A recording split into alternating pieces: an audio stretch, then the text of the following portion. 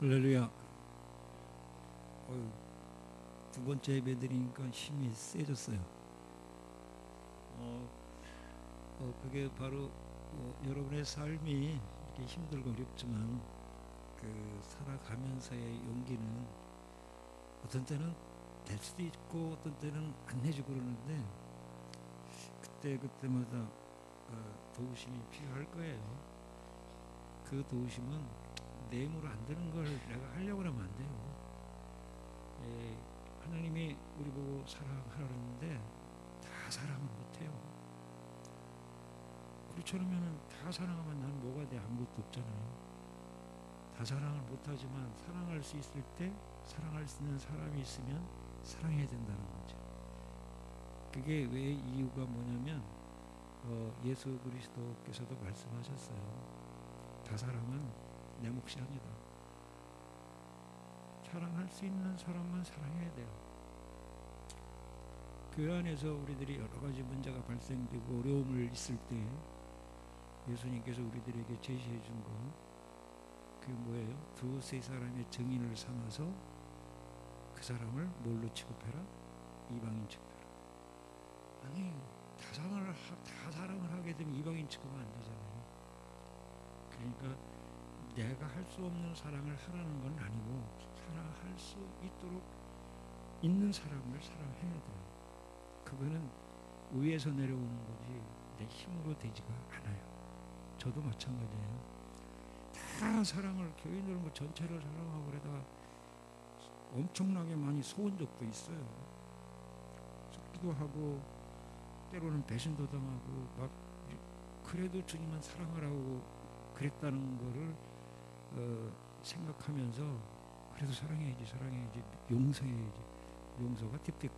안 되더라고요. 그래서 거짓말하는 거예요. 용서가 안 돼요. 나는 진솔하게 여러분들의 말씀을 드려요. 용서 안 됩니다. 용서 안 되는데 용서가 되게 되는 건 뭐냐? 내 힘으로 안 돼요. 하나님이 어느 시점에 가서 나에게 오셔서 말씀하셔요. 그때 이제 무릎 꿇고 기도하다가 말씀을 묵상하다가 그래 이런 거야 라고 하면서 자유로워져요. 모든 것에서 자유로워져요. 요거를 오늘 승천주일의 말씀을 드리고자 하는 거예요. 이 자유를 얻어야 돼요. 그게 바로 승천주일의 중요한 테마가 되는 것입니다. 그래서 오늘 여러분과 제가 이 말씀에 귀를 기울이면서 생각해 보겠습니다. 제 2독서에서 우리 여러분들은 아마 생소할지 모르겠습니다. 1독서 이게 렉시오 디비나인데 독서라고 그래요. 성서를 독서라고 그래서 1독서, 2독서, 3독서 이렇게 하는데 3독서는 복음서예요. 그래서 가해, 나해, 다해로 나누어지는데 가해는 마태복음, 나해는 마가복음, 다해는 누가복음이 돼요. 요한복음은 공간복음이 아니기 때문에 별도로 말씀을 우리 이제 1년 동안 계속 넣어져 가고 있어요. 365일 동안. 그런데 1독서에서 오늘 이야기하는 말씀은 예수님이 승천하셨다. 그게 이제 주는 핵심이고, 그 다음에 승천한 다음에 승천의 내용이 뭐냐? 요게 이제 우리 아이가 오늘 들어야 되고 묵상해야 되고, 그리고 좀 더 나의 활성화를 시킬 수 있는 신앙의 활성화를 신비의 세계를 파헤치고 그 다음에 활성화시키는 그 모습이 오늘 나오고 있거든요. 그런데 제2독서에 보면 저는 이제 공동번역 성경을 오늘 하고 새번역 성경 두 가지 하는데 개역개정은 너무 많이 받고 암기까지 했잖아요. 마태복음 5장은 완전히 시학도 하고 5장 7장까지 암기해서 상도 타고 막 그랬잖아요. 젊었을 때. 그러니까 구약 신약 성경은 뭐 수십 번 읽었잖아요. 그러니까 새번역 성경하고 공동번역 성경은 너무 참 빨리 이해가 돼서 그리고 공동번역 성경은 조금 좀 더 언어가 구사하는 데 있어서 빨리 한문 배운 분들은 좀 빨리 이해가 돼요. 그래서 공동번역 성은 그런 상태고요. 그래서 오늘 제2독서에서 에베소 1장 17절 23절인데요. 여기에서 바울이 기도하는 내용이 중요합니다. 바울이 이렇게 기도해요. 나는 우리 주 예수 그리스도의 하나님 영광스러운 아버지께서 여러분에게 영적인 지혜와 통찰력을 내려주셔서 하나님을 참으로 알게 하시고, 바울의 기도입니다. 이게 또 여러분의 마음의 눈을 밝혀 주셔서 하나님의 백성이 된 여러분이 무엇을 바랄 것인지, 또 성도들과 함께 여러분이 물려받을 축복이 얼마나 놀랍고 큰 것인지를 알게 하여 주시기를 바랍니다. 이게 이제 기도 내용입니다. 그리고 우리 믿는 사람들 속에서 강한 힘으로 활동하신 하나님의 능력이 얼마나 위대한지를 여러분에게 알게 하여 주시기를 빕니다. 이렇게 기도 내용 구구절절히 아주 얼마나 깊이가 있는 말씀을 우리에게 들려주고 있습니다. 그러면서 하나님께서는 그 능력을 떨치시어 그리스도를 죽은 자 가운데서 다시 살려내시고, 부활이죠. 이거는 하늘나라에 불러올리셔서 당신의 오른편에 앉히시고 권세를 주셨다. 오른편에 앉으셨다는 것은 권세죠. 그래서 권세와 세력과 능력과 주권의 여러 천신들을 지배하게 하고, 이게 천신이라는 말을 처음 듣죠. 그래서 공동번역 성경에는 조금 한문기가 많아요. 한문이 많아서 조금 해석을 그렇게 해놔가지고 천신, 이거 어디서 찾아볼 수가 없어요. 개역개정은 없어요. 세번역성에도 없어요. 이건 공동번역성서만 나오는 거예요. 그러면은 이 천신이 뭐냐, 하늘의 신들이라는 거예요. 하늘의 신들을 장악하고, 이거 뭐 그리스 신화라든가 로마 신화라든가 이런 이야기들 속에 신들이 많은데 천신들을 지배하게 하시고, 그 다음에 현세와 내세의 모든 권력들, 현재나 내세나 권력자들 위에 올려놓으셨습니다. 그분들 모든 위에 올려놓으셨습니다. 이렇게 이야기를 하면서, 그래서 하나님께서는 만물을 그리스도의 발 아래 굴복시키셨으며 그분을 교회의 머리로 삼으셔서 모든 것을 지배하였습니다. 교회는 그리스도의 몸이며 만물을 완성하시는 분의 계획이 그 안에서 완전히 이루어집니다. 머리, 그 다음에 교회, 그리스도의 몸, 이런 것들은 아마 여러분들은 그동안에 다 교회에서 배웠으리라고 생각이 듭니다. 그러면서 복음서 마가복음 16장 19절 20절에는 예수께서는 그들에게 이렇게 말씀하셨다. 너희는 온 세상을 두루다니며 모든 사람에게 이 복음을 선포하여라. 믿고 세례를 받는 사람은 구원을 받겠지만 믿지 않는 사람은 단죄를 받을 것이다. 죄가 있으면 하늘나라 가나요? 돈으로도 못 가요. 힘으로도 못 가요. 어렸을 때 우리 교사였을 때 애들 가르칠 때 이 노래 많이 불렀잖아요. 그러니까 믿음으로 가는 나라, 죄가 있으면 못 가고 믿음이 있는 나라. 믿음이 죄를 용서해 주니까. 그래서 예수 그리스도의 피로 우리를 용서를 받았기 때문에 죄가 있지만 용서받은 은혜로 가는 거죠. 하나님의 은혜로 가는 거지 내가 잘나서 가는 건 하나도 없어요.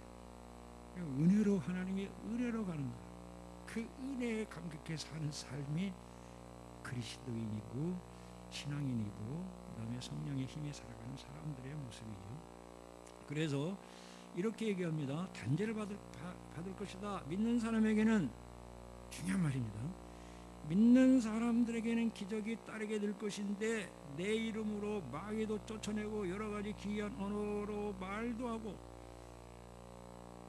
여러분 마귀 쫓아냈어요? 안 쫓아냈어요? 아니 그리스도인이라면 마귀를 쫓아내야지. 근데 여기 성경에 되어 있는데 봐요. 여기 잘 봐야 됩니다. 믿는 사람들에게는 기적이 따르게 될 것입니다. 기적 따랐어요? 봤어요? 그러니까 묵상을 해봐요. 묵상을 하셔가지고 하나님 나에게 기적이 뭡니까? 내게 기적이 뭐가 있었습니까? 내 삶을 되돌아보니까 기적이 이루어진 건 하나도 없는 것 같은데요. 기적이 이루어진 건 하나도 없는 것 같이 느낌이 와요. 그렇지만 기적으로 살고 있어요. 근데 이제는 뭐냐? 기적으로 사는 것뿐이 아니라 기적을 일으켜야 된다는 얘기예요. 아이고 참 이게 더 부담스럽네. 굉장히 부담스러워져. 아니 어떻게 내 기적을 일으키며 살아줘? 그건 난 도저히 못하겠다. 그렇지만 여러분들은 그렇게 살고 있어요.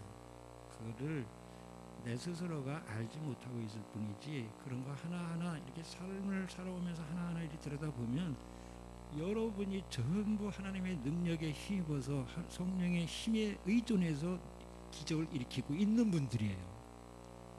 그런데 그거를 이해가 안 되고 생각을 안 하고 그냥 평범하게 살아가는 그 모습으로 있기 때문에 못 느끼는 것뿐이에요.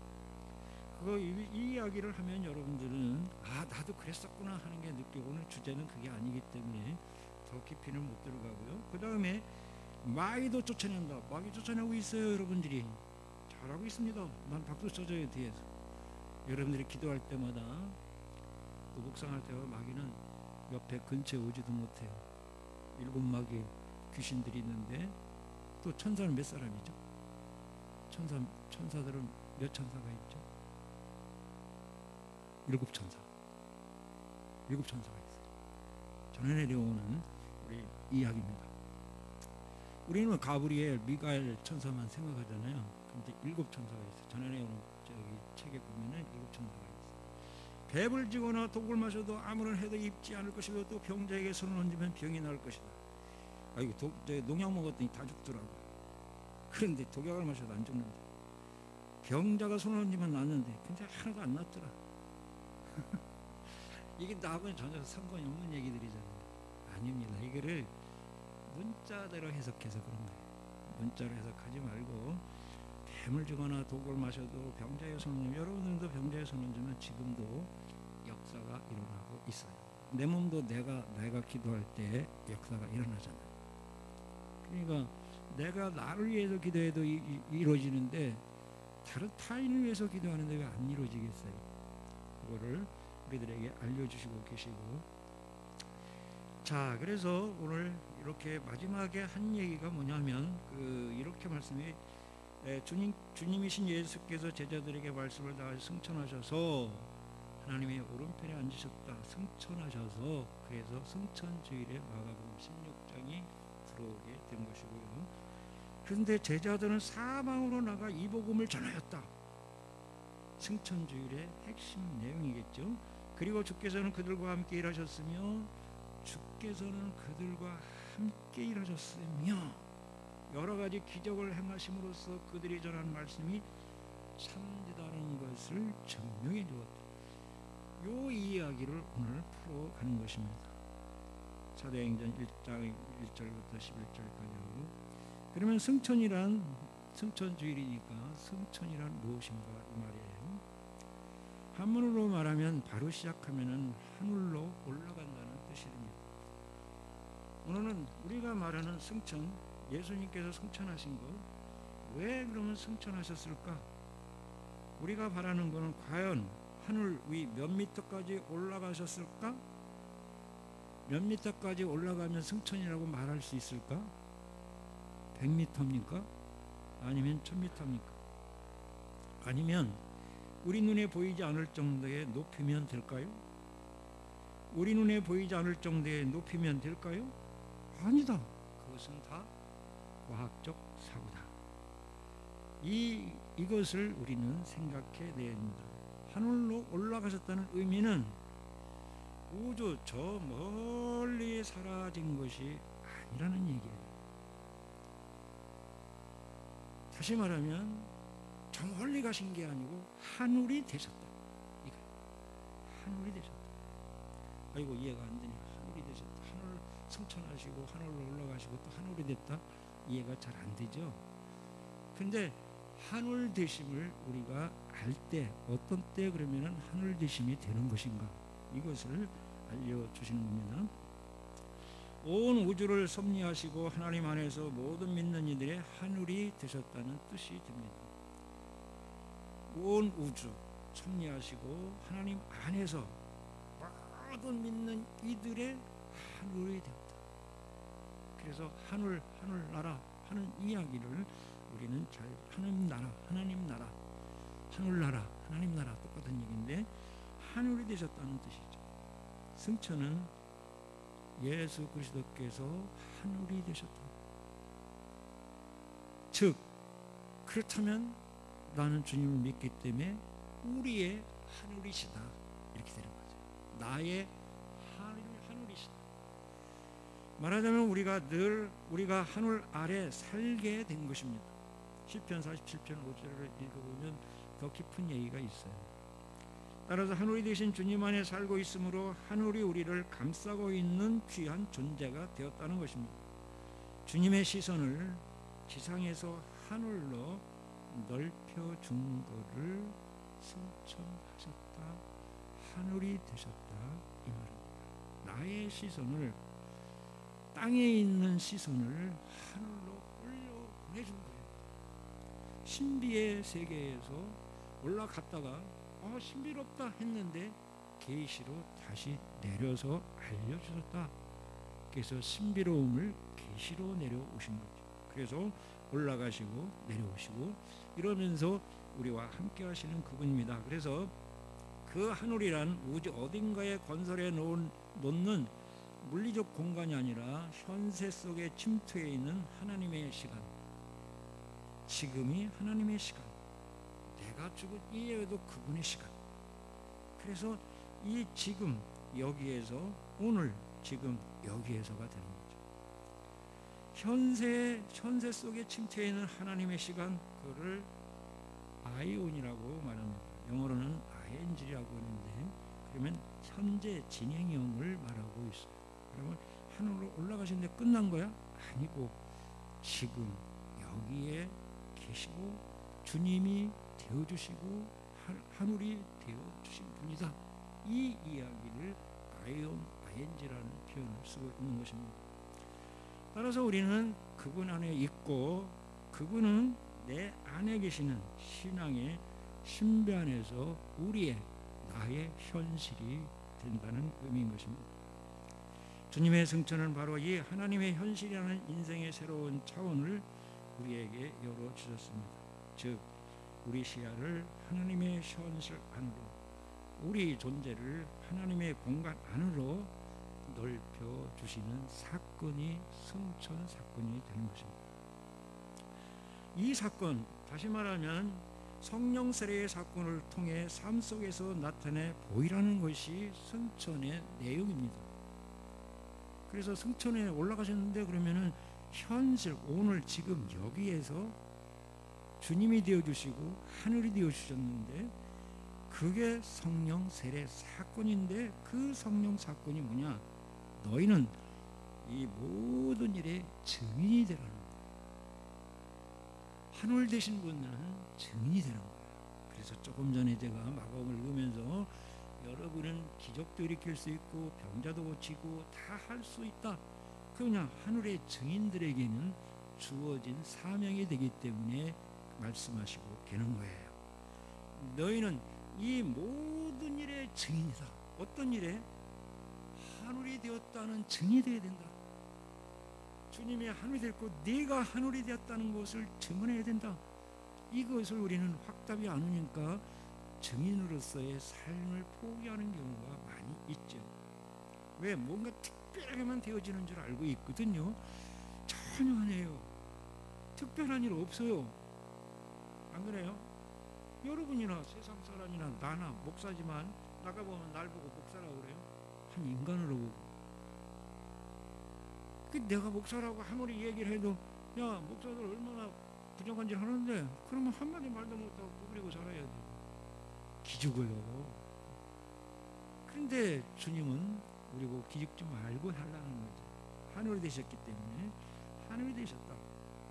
그래서 여기에 증인이란 바로 육화를 의미하고 있는 겁니다.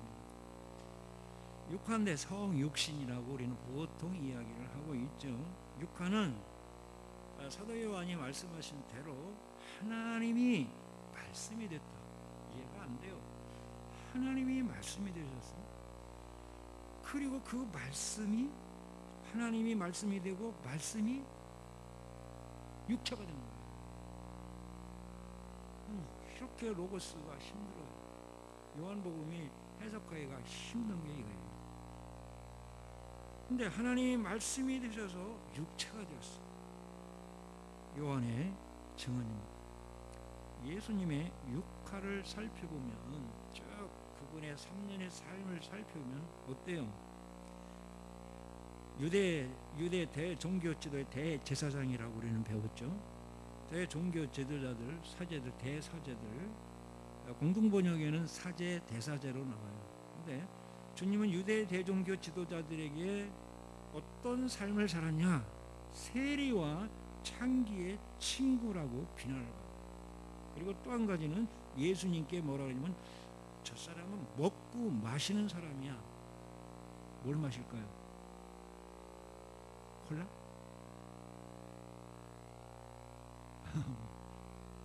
뭘 마시고 저런 욕을 먹었을까? 그거는 여러분들이 상상에 맡길게요. 뭘 마셨길래, 뭘 먹었길래 저 사람들이 왜 예수님한테 너는 먹고 마시고 세리와 창기의 친구야. 근데 나중에 예수님은 15장에 가면은, 요한복음 15장 가면은 이런 얘기를 해요. 나는 너희들의 친구다. 이렇게 표현해줘요.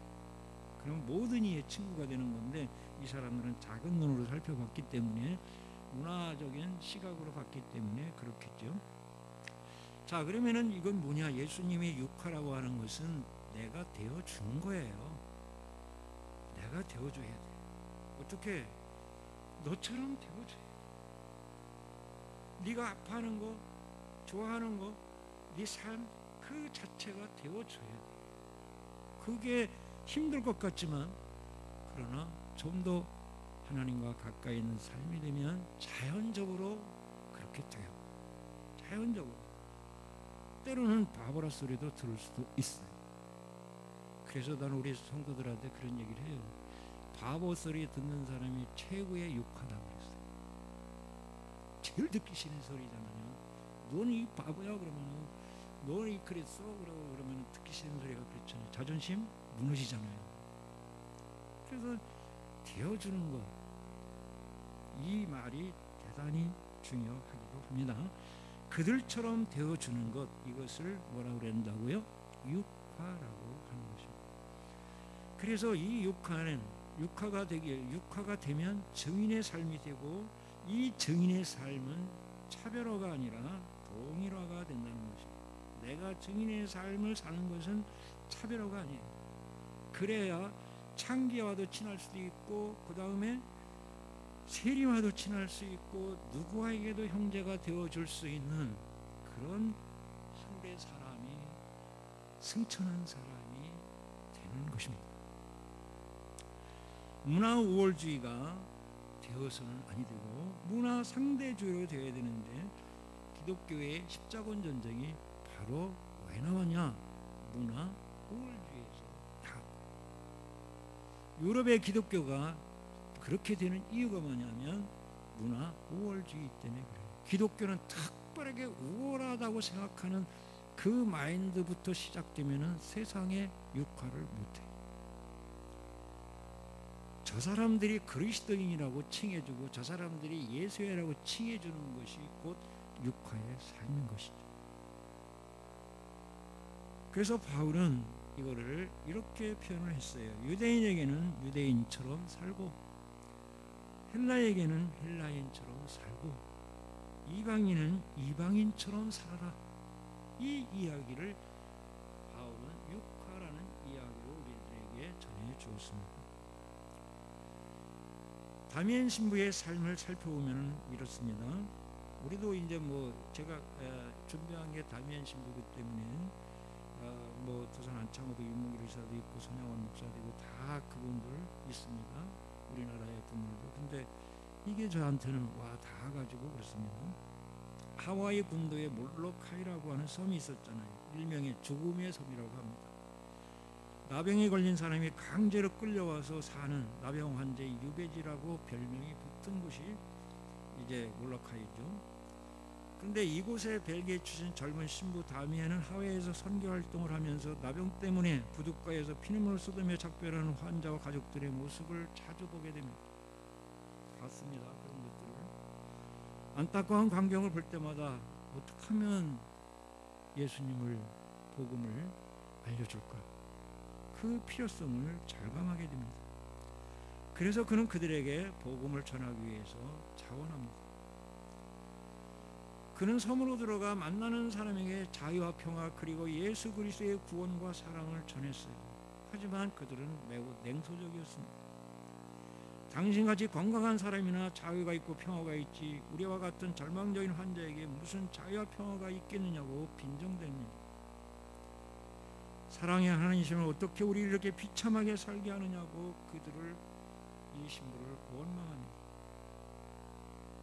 그는 자신과 환자들 사이에 커다란 장벽을 느꼈고 복음을 효과적으로 전하기 위해서는 먼저 이 벽을 허물어야만 했습니다.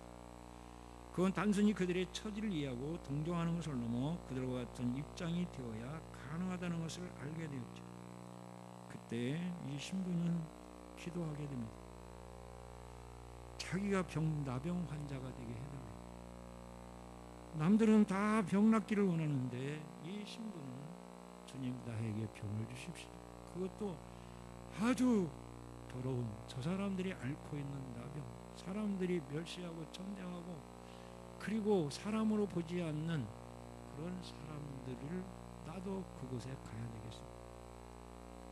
그랬더니 얼마 후에 이 신부의 기도를 하나님이 들어주셨어요.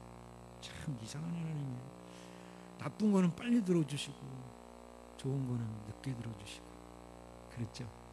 편견이 너무 심하신 것 같아요. 그런데 다미안 신부는 편견으로 안 봤어요. 차별로 안 봤어요. 주님 감사합니다. 이제 저도 저들과 같이 나병 환자가 되었습니다. 이제 저도 저들과 같은 고통을 겪게 되었습니다. 이제는 저들도 알 것입니다. 제가 얼마나 사랑하고 있는지. 그리고 감염된 자신의 몸을 거기 사람들에게 보여주고 복음을 전하기 시작합니다. 비로소 그들은 마음의 문을 열었습니다. 이게 기적입니다. 사람 마음 열게 하는 것처럼 힘든 게 어디 있습니까? 자식도 내 자식이지만은 그 마음 하나 잘못되면 얼마나 큰 고통입니까? 그 마음 하나 올바로 가게 하기 위해서 얼마나 우리는 부모는 애씁니다. 잘 갔다면 못 갔다도 기적이고 잘 간 것도 기적입니다. 또 못 갔다고 또 당연한 기적이 아니라 하나님의 방법을 또 다른 방법으로 역사하시기 때문에 기적이 됩니다. 자, 오늘 우리는 이렇게 죽음의 섬이 이제 무슨 섬으로 바뀌었습니까? 환희의 생명의 섬으로 바뀌었습니다.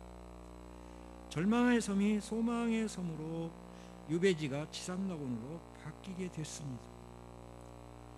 신부 한 사람의 희생적인 전도가 이런 놀라운 역사를 만들어냈습니다.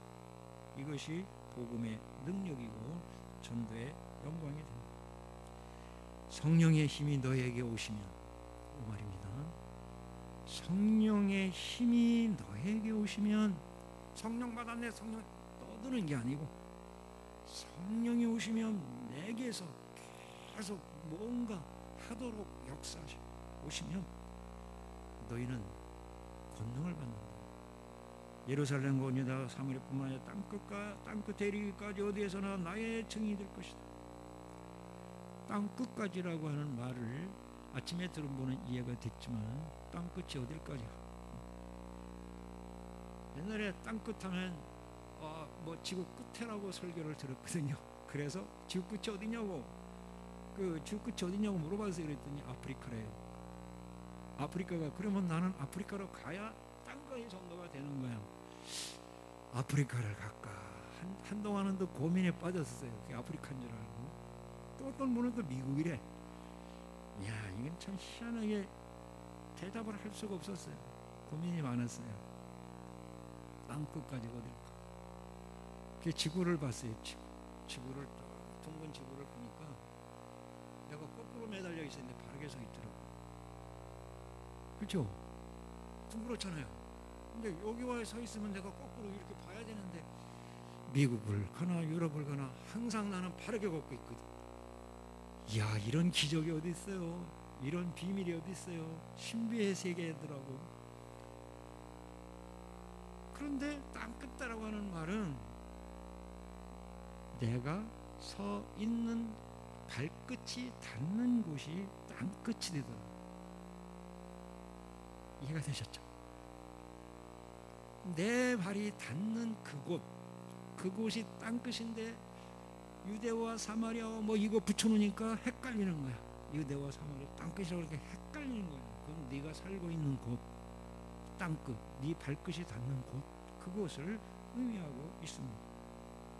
네가 지구에 내가 활동할 수 있는 곳, 그곳이 땅끝이 되는 거예요. 육하는 하나님 아버지의 사랑이 원천입니다. 그 사랑을 동고동락하면서 몸에 익숙하도록 우리에게 인도하셨습니다. 그 마지막이 뭡니까? 파스카입니다. 죽음과 부활이에요. 파스카는 죽음과 부활이에요. 죽어야만이 살 수가 있는 거예요. 죽어야만이 부활이 되는 거예요. 그래서 그 마지막은 파스카, 죽음과 부활, 다시 말하면 모든 것에 자유함을 얻는 것입니다. 오늘 기도에 참 은혜가 됐습니다. 하나님 모든 것을 맡겨드립니다. 기도하신 분 어디 가셨나요? 어디 계세요? 진짜 맡겼어요? 물어보고 싶더라고요. 진짜 맡겼어요?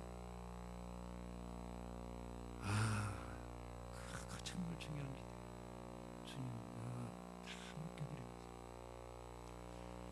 맡기고 난 다음에 내가 자유를 얻어야 돼요. 내가 자유하지 못했는데 뭘 맡겼어요? 맡긴 거예요. 자유. 사랑이 막 올라올 때 그걸 맡겨진 거예요. 내가 뭔가 모르게 베풀고 싶은 마음이 막 솟아날 때, 베푼다는 거는 그냥 무조건 주는 게 아니에요. 적선하는 게 아니고 그냥 사랑이 막 들끓어올 때 그거는 맡겨진 거예요. 오늘 기도대로 나는 되어지리라고 믿습니다. 그분의 기도가, 오늘 기도하신 집사님의 기도가 꼭 이루어지고 있다고 믿고 또 이루어졌다고 믿고 있어요. 다만 이제 본인이 자유로워져요. 오전에 제가 우리 김영진 목사님 얘기를 했는데 이분이 나는 자유로운 영혼이야 그러길래 와 이거 진짜 예수님이 됐더라고요. 그 소리를 듣는 순간 나는 집에 와서 고민했어요. 자유로운 영혼. 언제 나는 자유로운 영혼이 되지? 주님 나도 자유로운 영혼 되게 해주세요. 이 말은 곧 승천 준비 완료된 목사라는 뜻이에요. 승천의 준비가 된 완료된 목사. 저도 그렇게 되어지는데 현실을 하늘의 삶으로, 하늘의 삶을 현실로 살아갈 때 승천의 의미를 살리는 거예요.